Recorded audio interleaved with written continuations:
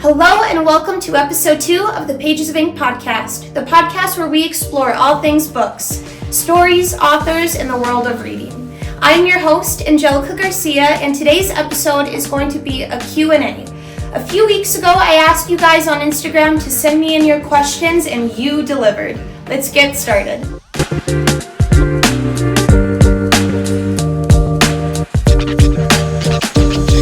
Question 1. What inspired you to start Pages of Ink? Well, first, Pages of Ink is a used bookstore located here in Alexandria, Minnesota, inside Deja, Bleu House of Coffee. It started as 5 books on a single shelf about 4 or 5 years ago, and it has grown exceptionally into many shelves with many books, over 100 books by different authors and different genres for all ages. But what inspired me to start selling my used books here at Deja Bleu, my aunt and uncle's coffee shop, I was born a bookworm. I absolutely love books. I love reading. I love sharing books with others. Whether it's a book I've read and I loved and I want other people to read it so I could talk to them about it, or just gifting books that perhaps I haven't read and I think my person I'm giving it to would love. I love books. I think sharing books, whether giving recommendations or giving books, is very important. I think there's major power in reading, and regardless of the book, whether it's nonfiction, fiction, a romance book, a mystery book, a children's book, there is always a golden nugget, always a lesson in every single book you read. So my biggest inspiration for starting Pages of Ink was wanting to get books in the hands of others. Question 2. Why used books and not new books? There are a handful of titles available at Pages of Ink that are brand new books, not only new as in published this year, but new. Haven't been read or flipped through by anybody else, but Pages of Ink is a majority of used books, and I really like that, and I love used books for numerous reasons. Number 1, affordability. Used bookstores offer books at a lower price, meaning people have access to literature regardless of a budget. Secondly, eco-friendliness. By reselling books, used bookstores help reduce waste and promote sustainability, giving books a second chance at life and lowering the environmental impact of new production. And again, touching back on the affordability aspect, being able to afford books regardless of your budget is super important because you can help blossom young minds, young readers to develop lifelong habits and a lifelong love for books. Another reason why I love selling used books is because every time a customer comes into Pages of Ink, it's almost like a scavenger hunt. You never know what kind of old, out of print, rare book is going to be on the shelf. It's always so cool having customers come to me with a book they picked off the shelf, and they're super excited, telling me they haven't bought or read the book since they were a kid and they couldn't find it anywhere else. That really does make my heart smile. Question 3. What is your book background? Well, I started Pages of Ink back in 2017, and slowly but surely it has exceptionally grown, as I said, but also back in 2021, I was hired at a local independent bookstore, and I worked there for about it was over 3 years until I decided to really put in a lot of time and energy into Pages of Ink and do this full time. How did you come up with the Pages of Ink name and logo? Well, the name comes from my Bookstagram, so Pages of Ink. That was my Instagram username for my book account. I started posting on the Pages of Ink Instagram, maybe 10 years ago, just posting different book reviews, my favorite books, asking other people on Instagram to send me book reviews, and then once I started my used book business, I decided to keep the name, Pages of Ink. What are books but Pages of Ink? And the logo I made myself. As you can see, it's right here. I'm super proud of it. It's the name, Pages of Ink, atop a girl reading a book with her coffee.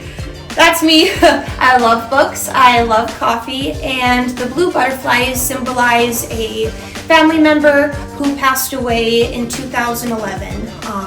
I love and miss him dearly, and he is always with me, and now I have a constant reminder of him in blue butterflies. Question 5. What makes Pages of Ink different from other bookstores? Well, every bookstore is super unique. I just love bookstores. How can you not just be happy when you walk into one? What makes Pages of Ink unique is it's located inside a coffee shop boutique. The coffee shop is called Deja, Bleu, House of Coffee, and it is located in downtown Alexandria, Minnesota. And it truly is a one-stop shop for everyone. You have clothing, accessories, shoes, books, bookmarks, book decor, coffee, and amazing, unique coffee drinks as well. I think another thing that makes Pages of Ink really unique is when you stop in, I think you can really see the hard work I've put into it, especially those who have been supporting me from the beginning. Literal blood, sweat, and tears growing my dreams, and it has been worth it. Every single roadblock has been worth it, and it has made me come out stronger, and Pages of Ink come out stronger too. Question 6. What is the best part of running a bookstore inside Deja Bleu? Well, number 1, it's awesome running Pages of Ink inside my family's business. That means every time I go to work, every time I go to Pages of Ink, I get to see my aunt and uncle, and that really is a blessing every single day. It's also super fun when customers walk in the door and they take the whole shop in. And they say, oh, I thought it was just coffee, but again, it's coffee, clothes, books, so much for the whole family to enjoy. Question 7. What is your go-to coffee order at Deja Bleu? Well, fun fact first. Before my aunt and uncle opened their coffee shop, Deja Bleu, I could not stand coffee. Hated the taste, hated the smell, did not understand the hype that the world put around coffee.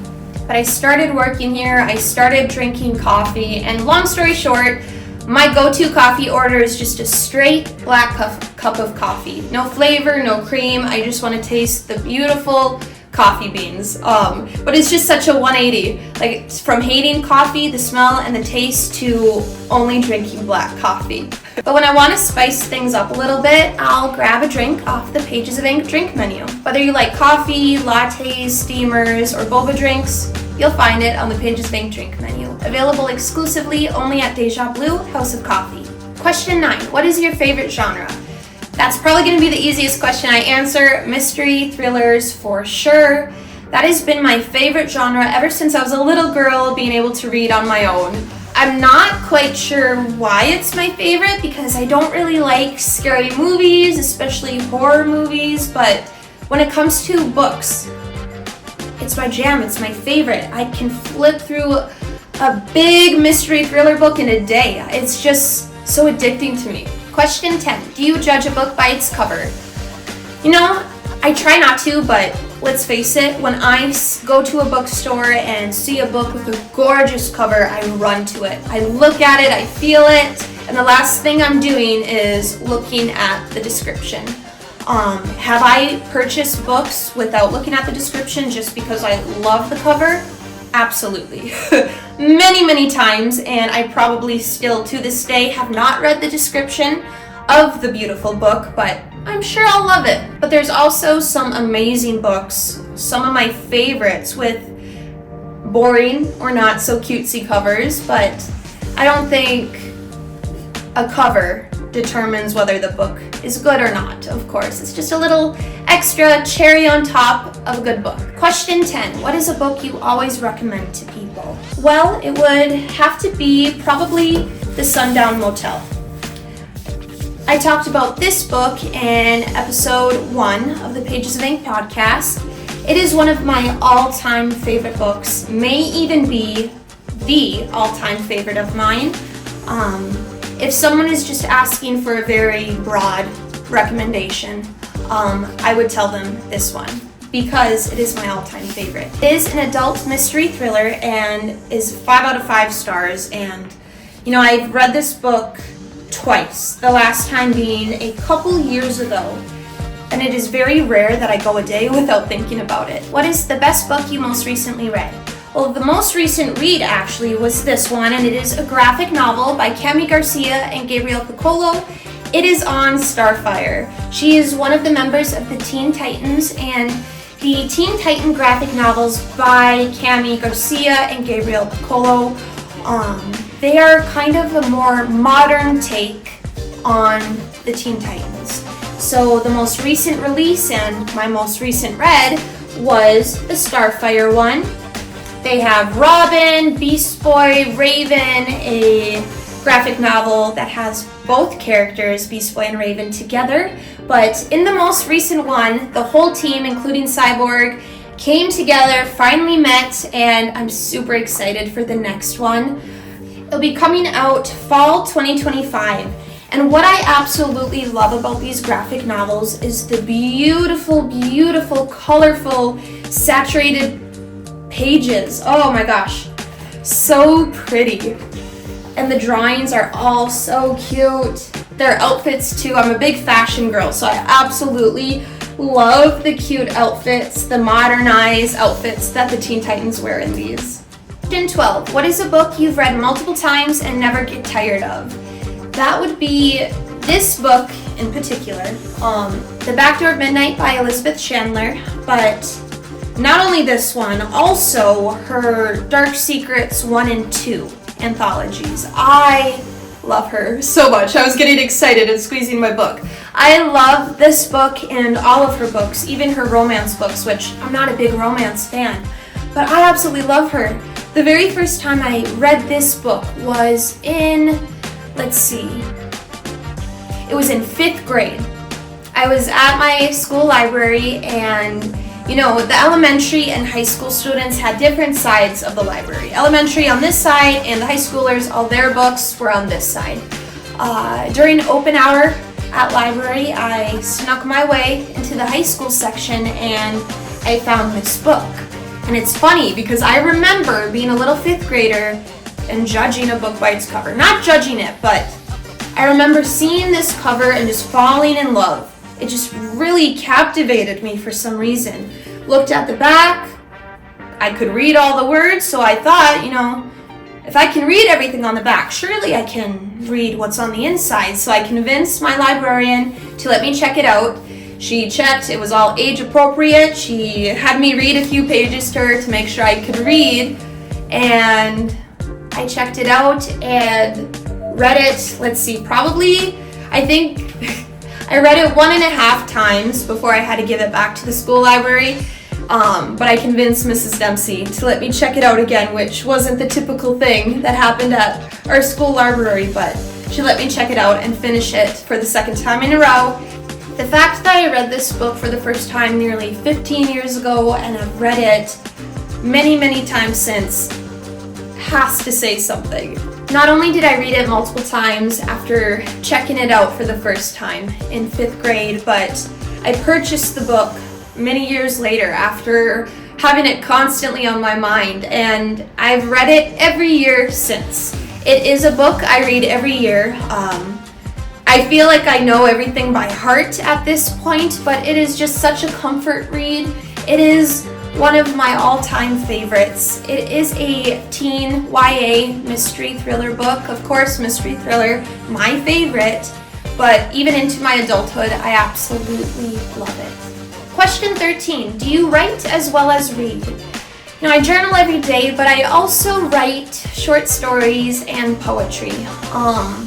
I'm pretty shy about my writing, and I've only shown a few people, but I do really like writing. I think it is such a good outlet for not only to get your inspiration out on paper, but whenever I'm feeling such strong, intense emotions, whether it's happiness, sadness, anger, I get it out on paper, and it feels like so much weight lifts off of me with every swipe of my pencil or pen on the paper.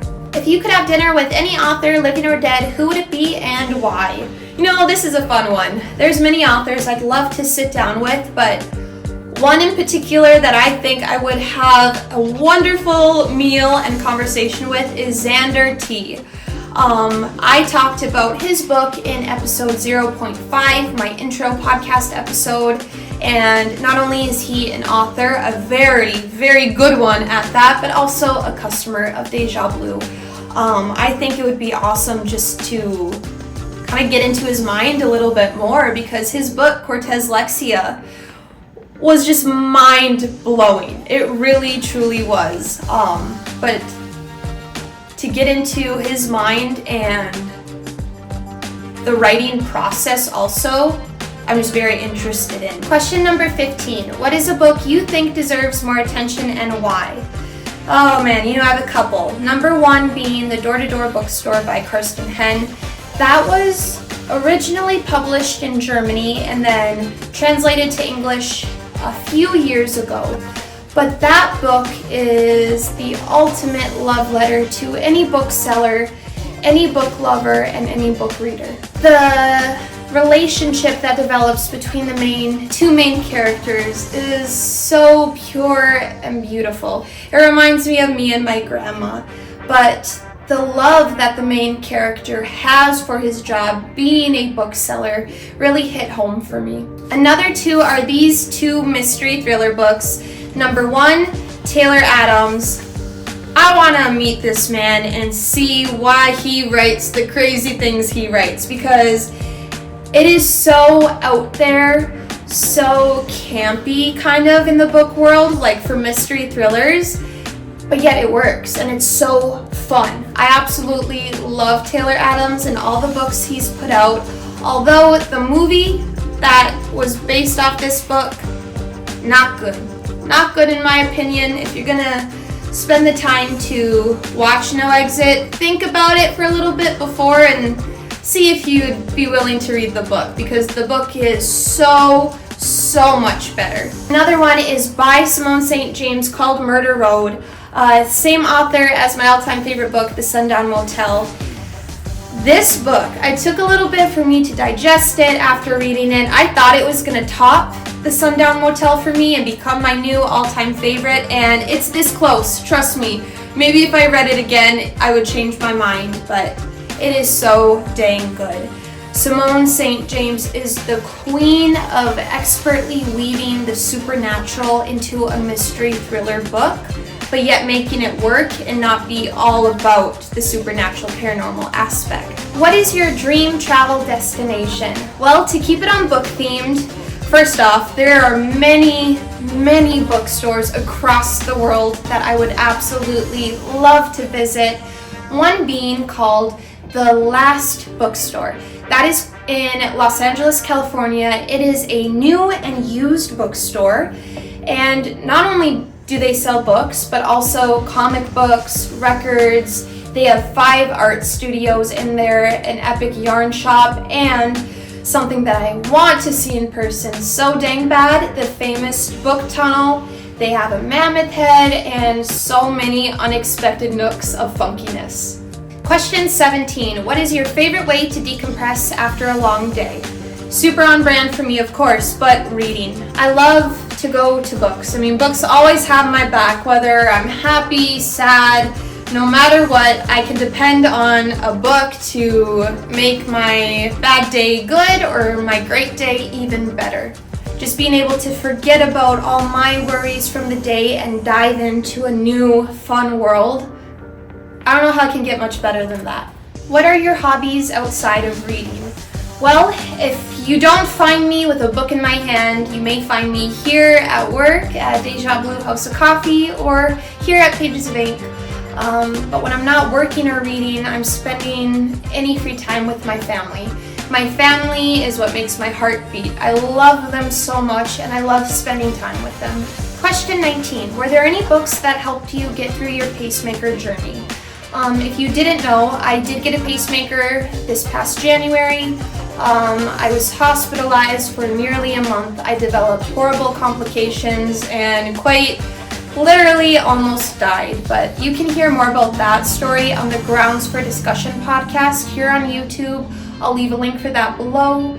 But Through the hospitalization, all the meds, all the pain to this day, I didn't have much time to read, but I did spend a lot of time in prayer. And a book my cousin actually recommended to me that I ended up purchasing once I got out of the hospital was this one, Spiritual Warfare Prayers. And the prayer I went to quite a bit throughout my pacemaker situation was the prayer for inner healing. It's absolutely beautiful, and I love God, I love Jesus. But yeah, throughout that horrible time, books just weren't cutting it for me. They weren't enough to help me get through it, but the power and love of God did. All right, next question. Do you have any funny or memorable customer interactions at Pages of Ink? Not quite funny, but memorable, yes. Something that will stay with me forever is the support that my community has given me with Pages of Ink. Just coming and browsing, purchasing books, donating books, coming in and talking to me about books. The support means so much to me. I'll forever remember all the amazing, beautiful people who helped Pages of Ink, my dreams, come true and continue to come true every single day. Question 21. If someone says they don't like books but want to read, what book would you recommend? Ooh, that could be tricky. First, I would ask them about their interests, what they like. I would ask them what kind of movies they enjoy and like to watch, and then kind of go from there. If they like romance, sappy movies, chick flicks, I'd recommend them a romance book. Perhaps Float Plan by Trish Dollar. I love Saoirse Glass. She is one of my favorite romance authors, along with Ali Hazelwood. If someone really likes action movies, superhero movies, I'd recommend them a comic book, a graphic novel, a whole comic run. But yeah, I definitely base it off their interests, as much info I could get about their likes. So hopefully the book they do end up reading, they enjoy and continue to read more. Question 22. Are there any upcoming book releases you're excited for? Yes, the new Hunger Games book, Sunrise of the Reaping, I believe it's called. And it's actually supposed to come out very soon, within days of me filming this podcast. So once the podcast episode is up, the book should already have been released. I'm so excited for that.